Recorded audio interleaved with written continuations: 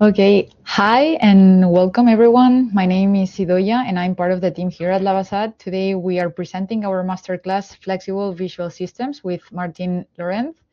Before starting with the masterclass, I want to thank you everyone for joining us and also let you know that by the end of this session, you'll have time to ask questions and chat directly with Martin. You can connect your camera and microphone or ask them in the chat. But first, I'm going to give you a brief introduction about our school for those who don't know Labasad yet. We are the only exclusively online design school that has a 100% live format. This gives students an in-person experience in an online format. This is how we guarantee such a unique, high-quality learning experience. Here are some key stats about Labasad. 94% of our students recommend Labasad. More than 3,000 students have studied with us. We come with more than 250 instructors who are professionals currently working in their field. We have students from all around the world, such as Germany, the United States, Spain, Italy, Mexico, the United Kingdom, Chile, and more. Labasad was recently featured in international media such as Creative Boom, It's Nice That, and Design Boom, which you can check out on their site. What are the benefits of studying at Labasad? Here are some. All our instructors are currently working in their field, and all of them come from all around the world. We accompany our students throughout the program so they are never alone in their experience. Students can access different opportunities such as masterclass, workshops, networking, participation in awards, group follow-up sessions, Labasad Live, and much more. The next start dates begin in October, November 2024. And if you want to get more information, you can send an email to info@labasad.com. You can also get in touch with us by phone or through our socials, where you can see projects by the instructors, Labasad students, and other news. And now I introduce you to Martin Lorenz, who is a designer, educator, and researcher specialized in flexible systems design, as well as the instructor in our Spanish Online Master in Graphic Design. Afterwards, as I mentioned earlier, you can ask any questions you might have in the chat or by activating your microphone and camera. So don't be shy. Over to you, Martin.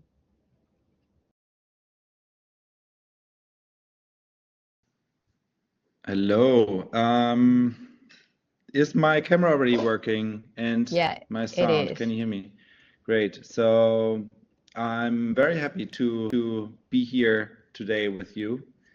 And yeah, I'm really looking forward as well for the conversation that we're going to have afterwards. So write down any question that you have, and I'm really looking forward to answer your questions later or have a nice conversation.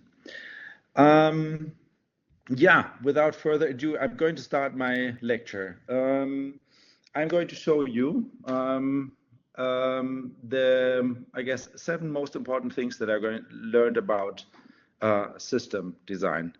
So this is going to be like a summary of what I consider the most important things that I learned in the last 20 years. Okay, let me share my screen.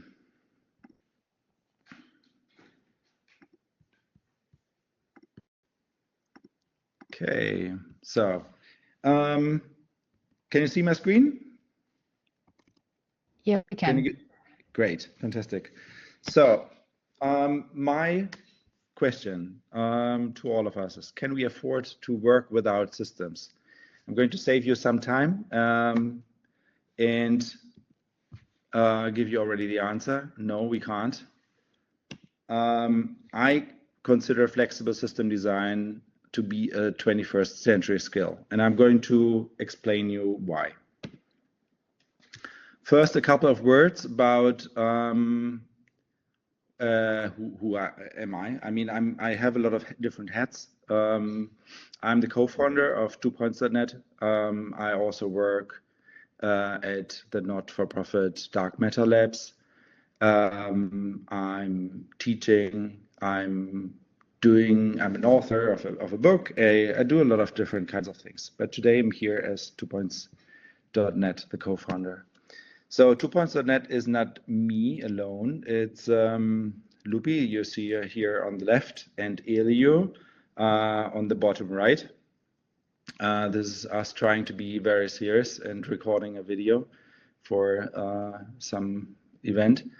Lupi and me, we are in Germany, Hamburg, since 2015, but we lived for 10 years in Barcelona. And Ilyo is still our guy in Barcelona. Yeah, that's us. And what we do is we develop systems for visual identities. This is probably what we do most. This is an identity we developed for La Nit dels Museus in Barcelona, the identity for Holo Magazine, the identity for Spain when it was the guest country in the of the Frankfurt Book Fair. We do systems for editorial design, like this book about variable typography, not just variable fonts, but variable typography. This book, and we do systems for type design. So this is a font that we did for ESPN, a media platform that they founded, which is black-lead. And we did a variable font with, yeah, lots of possibilities to play with. Also for ESPN, fonts that they used for their magazine, fonts for Nike, again Nike. So these are just a brief introduction of what we do at 2points.net. So you see that we develop flexible systems for lots of different areas in design, and it's more like an approach that we have to design. And I'm going to talk about the 7 things that I've learned from system design. Number 1, systems make us efficient. The moment that we design a system, which is basically a set of rules, we know how to apply these rules, and this also allows us that we could, for example, code something and then just automate the design, which is much faster than doing it manually. So where we used code is a project that is called Design for Social Innovation. It's a book project that compiles lots of different case studies around the world where design was used for social innovation.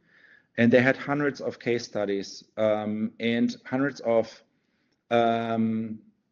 Excel sheets where they analyzed these different cases, and they had different kinds of data about these cases.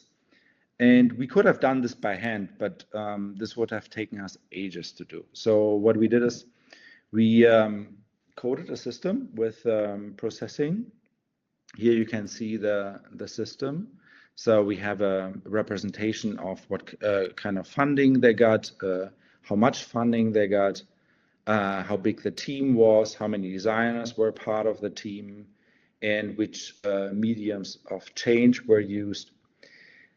And by then linking a Google Sheets Excel sheet and our processing code, then exporting PDFs from processing and importing them again in InDesign, we made the entire design process much quicker, and we're able to also do last-minute changes without really having much work to do.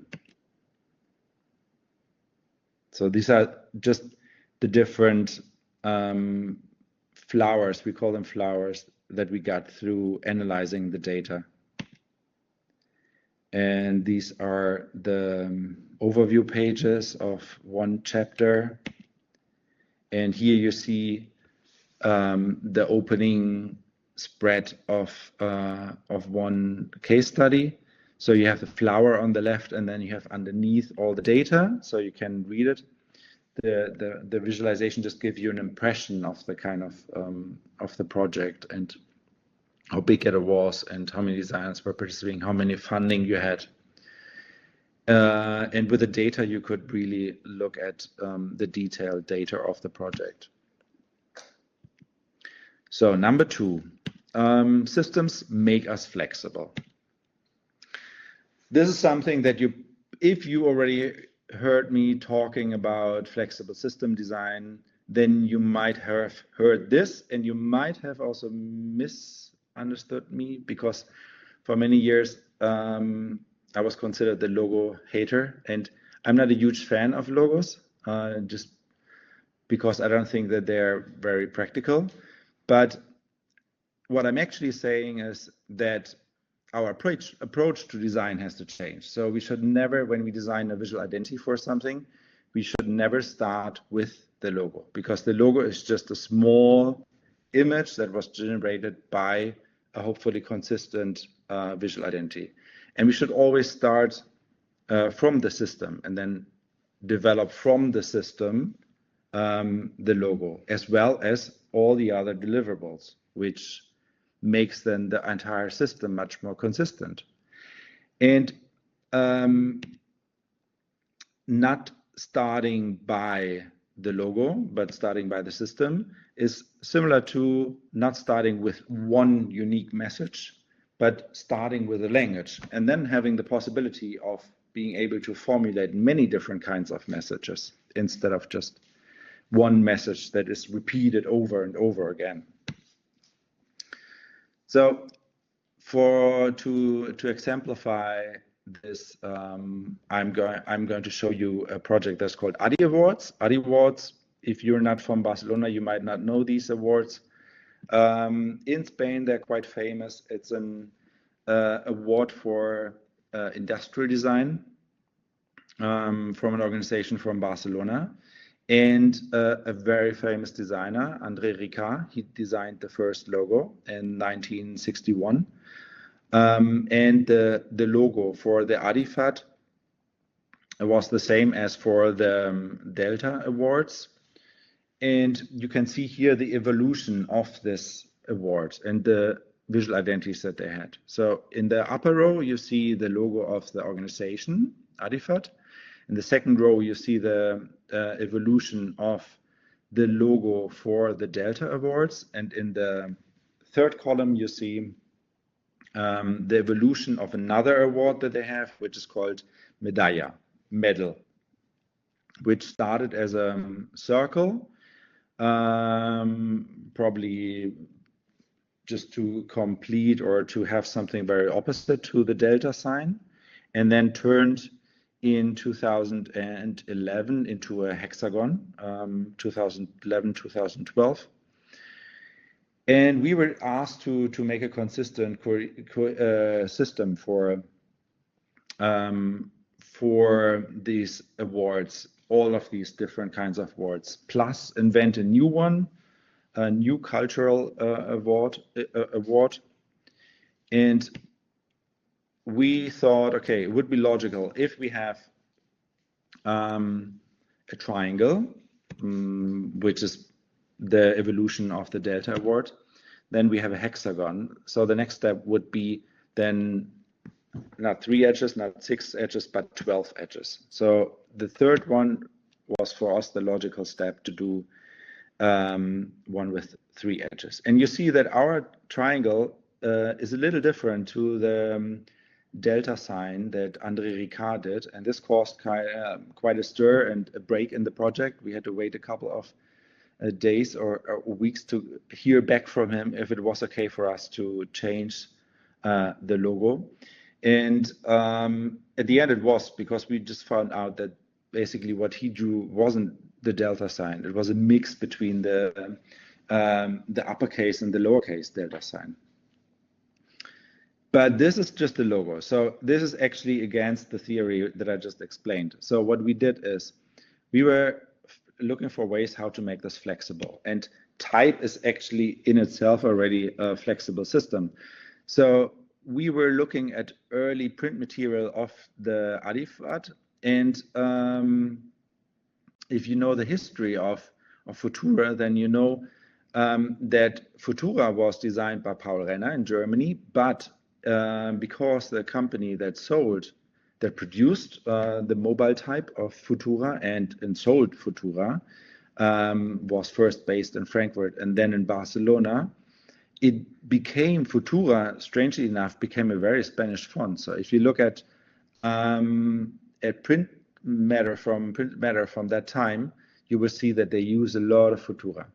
So Adifat did the same thing. They used a lot of Futura. And we used it as a base for this font. We just switched the round shapes for either the logo of the Delta, the logo of the Medalla, or the logo of the cultural award. So when we mix them up, there's 3 different kinds of logos. It's a communication from the organization, or if we use just one of the symbols, then it's just a communication from that particular award. And yeah, you can see here how we worked. So everything that is red, we substituted by the logos. And you see here some of the very experimental. On the bottom left, you see the original. So you see that Paul Renner had a very experimental version of the Futura there. And we imitated some of them, some we invented new, some we added to end up with our font. And then we had to do nothing else than just type our font to make the different deliverables. And here you see of the different years. So you see that we changed the colors just to make it clear that this is a new edition of the award, but the typographic system stays the same. And yeah, by doing this, we are much more flexible in our designs. So let's come to the number 3. Systems make us better. I have to explain this. So we strongly believe that one person cannot know or learn everything, especially now. It's impossible. You all have your different backgrounds, perspectives, talents, crafts. So you need to find ways to work together, and not as individuals, but in form of a community. It just makes you instantly stronger if you find your language, how to work together. So as an example for that point, I explained a little this project, Spain Guest of Honor from the Frankfurt Book Fair, which was quite a huge project for a small studio like us. There were thousands of things that they needed from us. It was at the end, the space that Spain had at the Frankfurt Book Fair was 2,000 square meters. We had architects in the team. We had interaction designers in the team. So it was a huge project, and we couldn't have done it without thinking in systems and also thinking of ways how to make our design process faster. But the interesting thing about this one is how we used our different talents. So briefly about the concept of this visual language. You see here, they have this S. So we came up with this concept of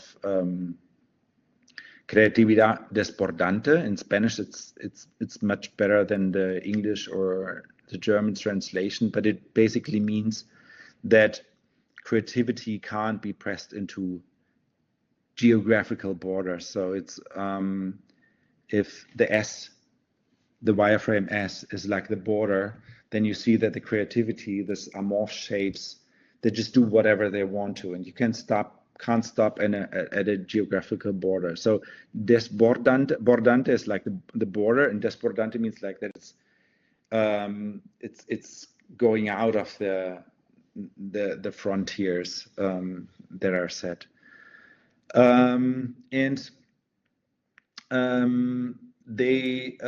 We combined here different kinds of techniques. So this is Loopy explaining where the textures are coming from. So Loopy is really into handmade stuff. So she made these kind of acrylic textures. She learned how to, or she invented this technique to make these different kinds of textures. And we use them everywhere. And by combining it with something that I constructed in Cinema 4D, we got like a hybrid of the digital world and the analog world. And this is also is conceptually as well anchored in the Frankfurt Book Fair, because it's not just printed books that they have there, but it's also a lot of ebooks. And when they were talking about Spanish culture, they didn't just want to have authors, they wanted to have as well, they wanted to speak about cinema and music. So it was important as well that we used lots of different kinds of textures as well and show the richness as well of the culture. To keep consistency, but also to make it for ourselves a bit easier, we created templates of animations, 3 in total, of 3 types. I mean, then we adjusted them always a little, but you have this these kind of stones that are growing out of the center. Then you have the meta ball kind of illustration that also expands to the outside. And then you have this texture fabric as a third gesture. And then you can see this enormous banners that we did there, catalogs, stages, lots of different kinds of things that we designed for it. Even carpets. I mean, maybe you can't see it here, but on the carpets, they are also made with these acrylic textures. More. And everything can be a little bit different. That's the nice thing. If you have a system which is not too rigid, but flexible, then it can be always surprising, which is important for the audience, that you don't bore them. So you might recognize some people here. Spanish Queen, German President, some ministers, some writers, and the sausages on which we made them sit, also with acrylic paint. And another version as well of the logo. So you see here that we have one system in the middle that anchors everything, and then we have different kinds of articulations of that system. And this is what makes it a language and not anymore just a message. This is the catalog. And again, acrylic stuff in it, background patterns, so different ways how to basically use it. Okay, number 4, systems are contextual. This is very important. And this is something that became also very important for my work at the not-for-profit Dark Matter Labs. So what we are trying to do there at Dark Matter Labs is not to do communication design anymore, but conversation design. What is conversation design? Conversation design basically does not just try to send out messages and wanting people just to accept them and apply to them and follow them, but actually to open up frameworks where conversation can happen. So not a linear process anymore, but a process that can go in all directions, even to ourselves. And early project that we did in that sense was Helsinki Design Lab. That's already quite some years ago, but this is around that time, design thinking was very en vogue. Everybody was talking about it. And Helsinki Design Lab, they thought it's not enough to do design thinking. It's more important to do design doing. So they coined the term strategic design.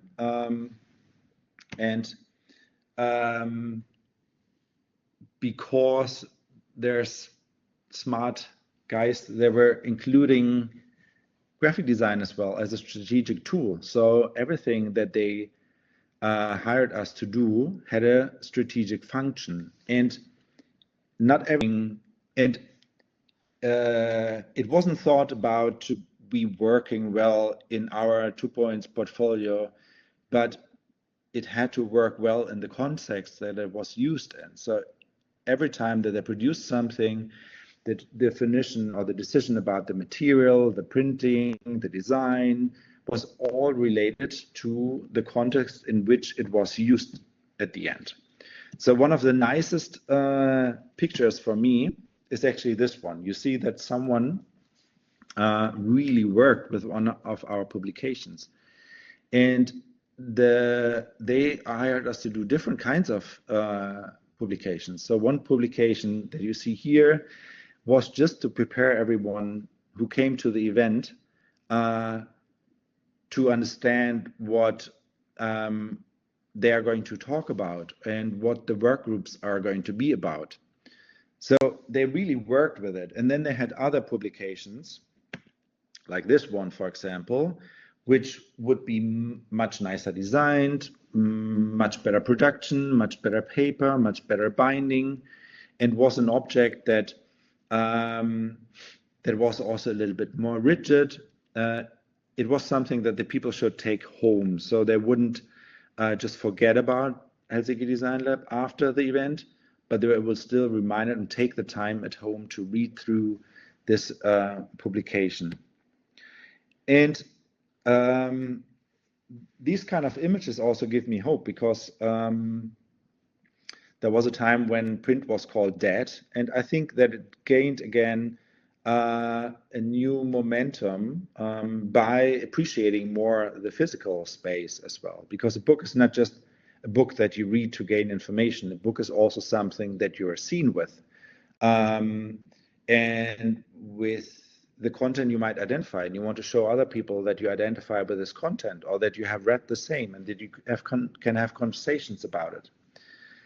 So this is all things that you cannot do, for example, with the website. This is to use Dan Hill's term, a book can be a Trojan horse, because a website you can switch off. You can close your browser or switch off your computer, but a book is going to lay there on your table, or it's going to be in your bookshelf.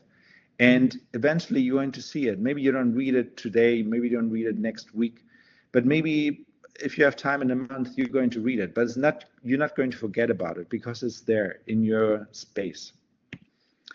And the same they did with other publications. This is another one that's called Legible Practices. And then there are posters, and the only brief that we got is make nice posters. And then we're going to put on the bottom in very small letters, we're going to put really relevant information. But first, we want you to get people to hang up these posters. So in a month or in a week, they're going to start reading these texts that they probably wouldn't have read if they wouldn't have liked the illustration. So you see here different posters about the different key concepts of strategic design, Trojan horses, legibility, stewardship, glue, design as a glue.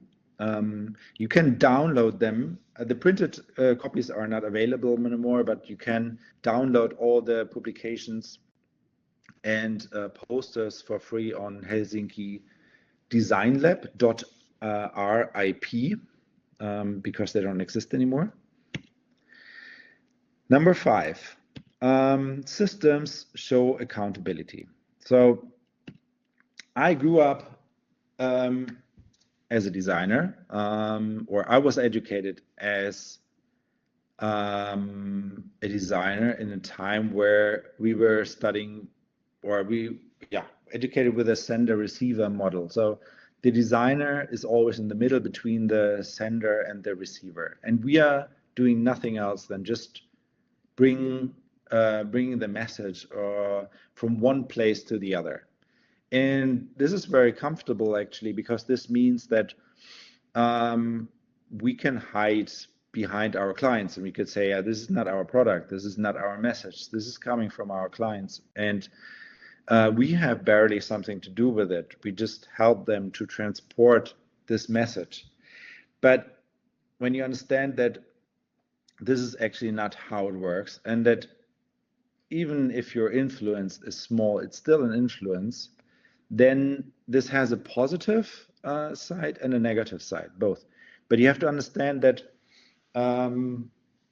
that everything is actually entangled with each other.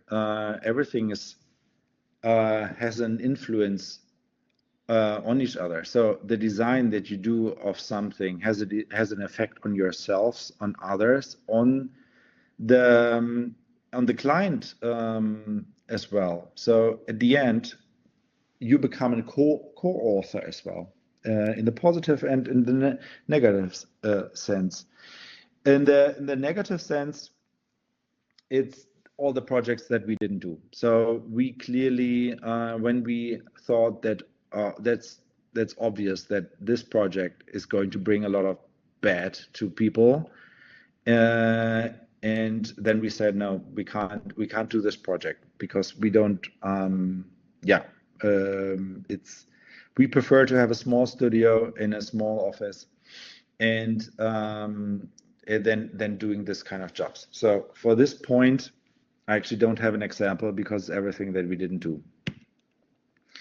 Number 6, systems can't be controlled, and that's a very interesting point actually, because this also makes the term system design, or brings it a little bit ad absurdum, and shows as well how this is as well a little bit a paradoxon, because you can influence systems, but the question is can you really design them, or can you just influence them? And just to visualize this, I have brought you more like a process, or what happened to me as well. What made me change my opinion about how we should design. So in the beginning, I was thinking I just have to design the perfect plan, and then I have the best answer to anything that I will design. And then I found out that reality is much more messy than I thought, and my influence isn't as big as I thought, and I can't really have everything under control. So the strategy, which is much more effective, is to plan for emerging events. So instead of designing something and then just push the play button, you design something and then you see how it behaves in its context, and then adjust it, and then steward it into another direction, or adjust it, or change it completely. Or there are millions of factors that you can't control. It's a bit like this experiment where you see that the pendulum starts always in the same way, but you just have to wait a little bit, and you see that there has to be a slight change in the air and the way how the hand released this pendulum, and it ends up completely different. That's the messy reality we live in. So flexible visual systems as a project in itself has a very messy history, but a fun one, I think, or I had a lot of fun with it as well.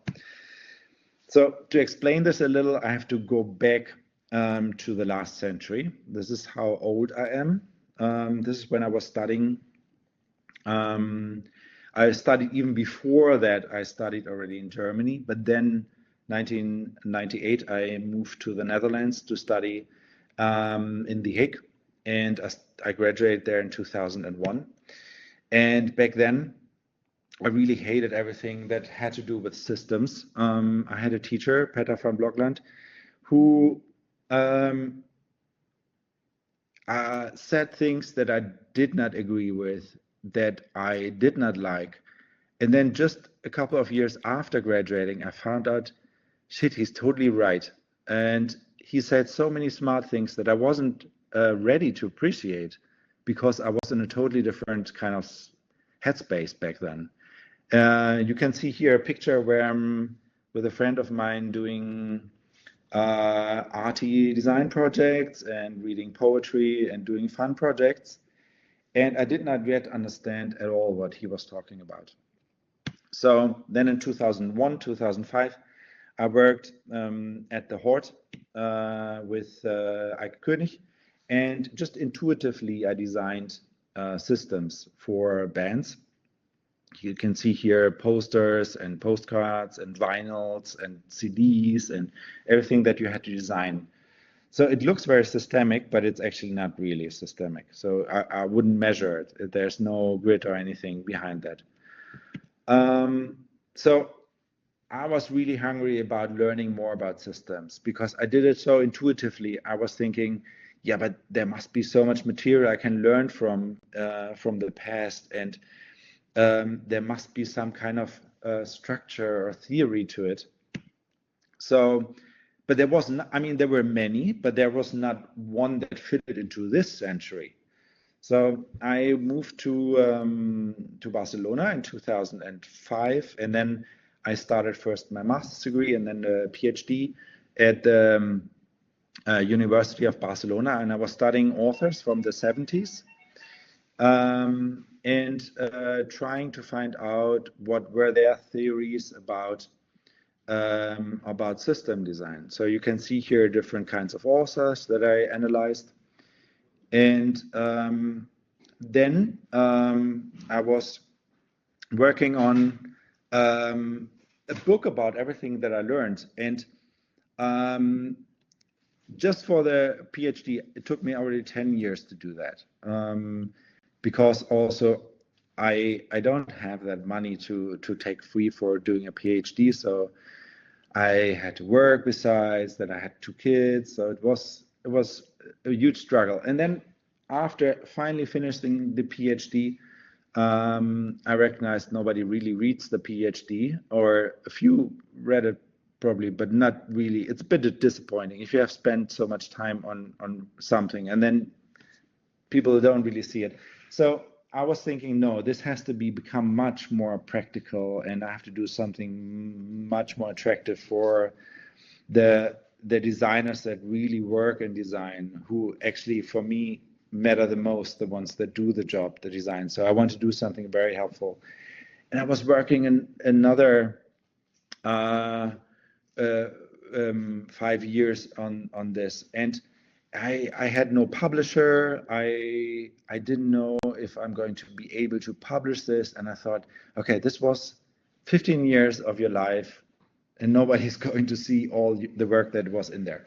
And then I started a Kickstarter campaign, and it was super successful. I got lots of help from lots of people, from lots of other designers, and I didn't expect this at all, but just by trying to push it through, and then just putting in the work and then showing it, I finally made to publish this book. And this was a very surprising sensation, to come from something that you think, I have done now 15 years something that nobody wants to see, to something that people really appreciated. And yeah, that's basically the story of this book. But it gets more weird after sending out this book and people getting this book or seeing it in a bookstore or somewhere. So the interest grew in this book, and but I recognized as well that lots of people in lots of places, like I was getting messages from Nigeria and from Central and South America, that they cannot order the book because it's just the distribution is it's a really tricky problem. It's not even the problem of the publishers, but it's very hard to get this book. So I started this website, flexiblevisualsystems.info,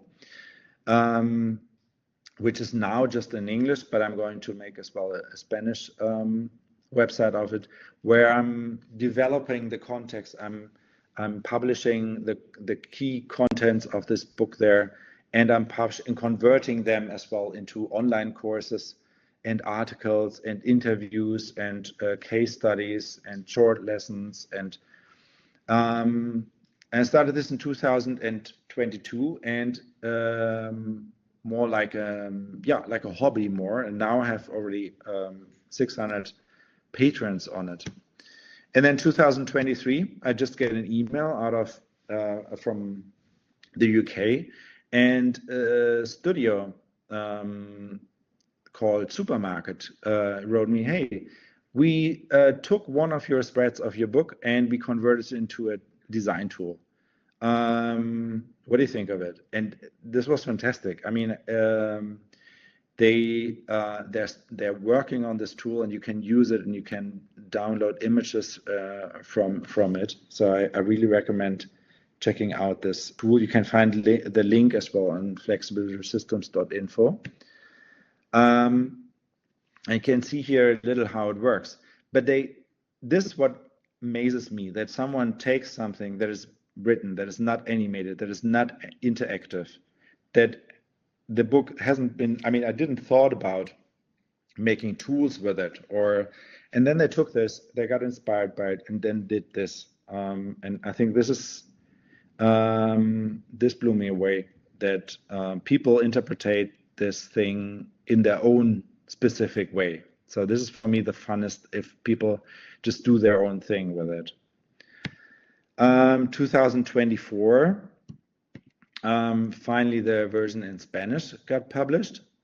Then 25, this is a dream coming true. There's going to be a Flexible Visual Systems in Japanese, and we're going to publish FVS, Flexible Visual Systems Atlas, with where we're going to showcase flexible systems from all over the world, which is also pretty fun to see. So number 7, we're coming to the last number, and this is where the circle closes perfectly, because or not that perfectly actually. If you remember the beginning of the lecture, I was talking about systems make us efficient.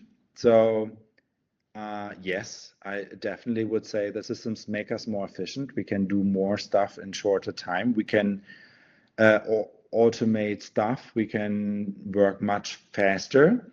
The question is more if this is something that we want for everything. So I'm completely fine if a small studio does bigger projects, but certain things shouldn't get more efficient, because efficiency also has its problems.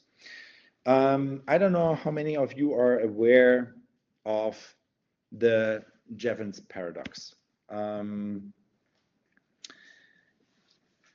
I guess not too many, so I will explain it. So efficiency is something that you think of as something positive. So here you see a graph that shows the energy intensity of economy, so how much energy we were using, and we're using less and less and less energy,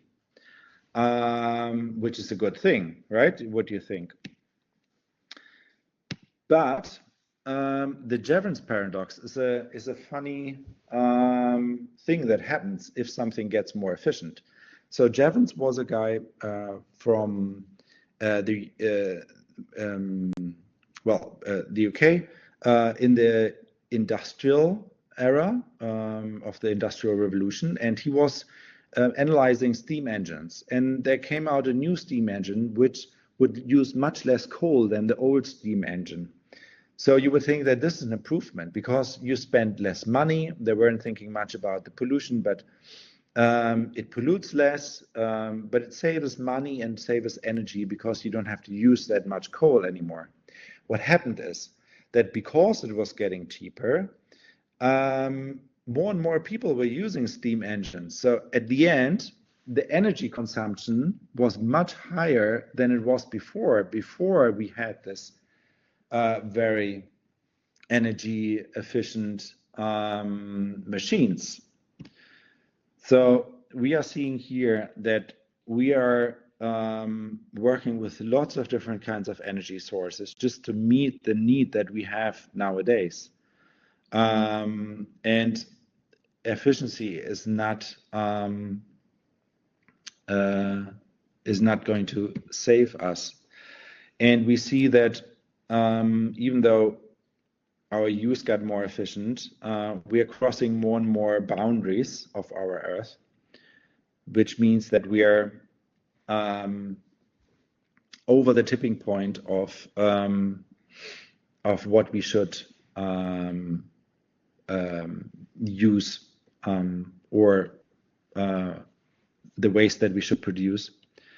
So thinking in systems, if I should ask this question again, or thinking in systems and seeing all sides of what we are doing, if this is necessary, then definitely yes. I think it has to be, and it has to be for design too. This is a version of the donut model from Kate Raworth that I changed a little bit here. But basically you have the donut model works like this. The donut is the nice part. This is the part where we want to be. We don't want to be in the hole in the middle. We don't want to have too less, and we don't want to be outside because this would be too much again. So we want to be just in the middle there. And the interesting thing is, if you talk about this in terms of climate or in terms of economy, then you could say that too much is overconsumption because it's environmentally unsustainable, but too less is also not good because it's poverty, it's socially unstable. And we have recognized that we have an environmental ceiling and that we need to strive for sufficiency. So what is enough for us?